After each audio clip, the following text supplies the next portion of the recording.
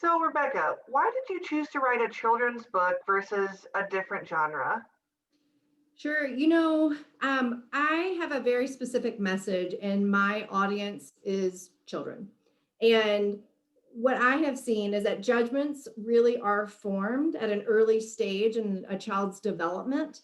And I wanted to get to these kids while they were still forming their opinions around life, around people. And when I started to think through it, a children's book just made a ton of sense.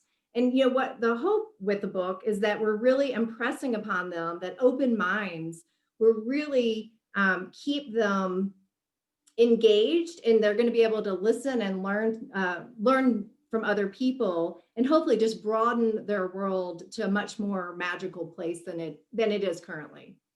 Absolutely. I think that's so important because a lot of the things that we think are learned, the good, Mm. both the good and the bad, like you were saying.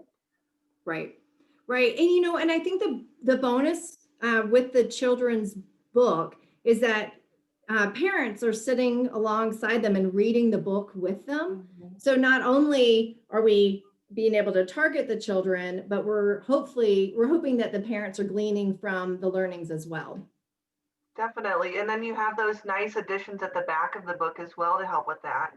Yeah, and the questions in the back and the activities in the back, it's kind of a quasi lesson plan for the parent or the guardian, whoever's reading to the children, to help them really engage the child in the story and the message of the story. And then, we also had included those activities, and the activities we did because we want people to be reinforcing these same concepts of stepping in someone else's shoes, using your imagination. We want you to see that and do that outside of the book. So these activities are really helping those people who take the time to engage in that space to do that.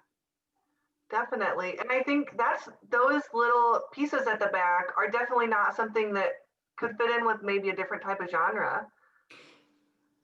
Yeah, I agree. I mean, I think if done well, you might be able to, but I think I really appreciate how we approach this. And I have gotten some great feedback about those questions and the activities and how people really have appreciated because, at the end of the day, I mean, I'm a parent of three. And I know at the end of the day, I'm tired and I want to read a book. But if I really want to engage my child to think more broadly and to think critically through something, I think the questions really help. And it takes a little pressure off the parent to do so, to have those back there. Yeah. And then the activities also help get the other members of the family involved too.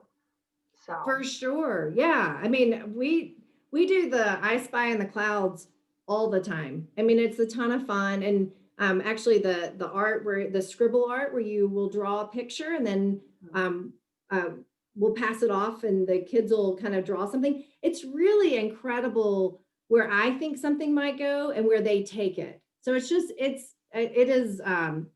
fascinating, and it shows me, like, I have my own very narrow mind of something, and then bringing in someone else's perspective on a piece of art or on a story really just takes it somewhere else.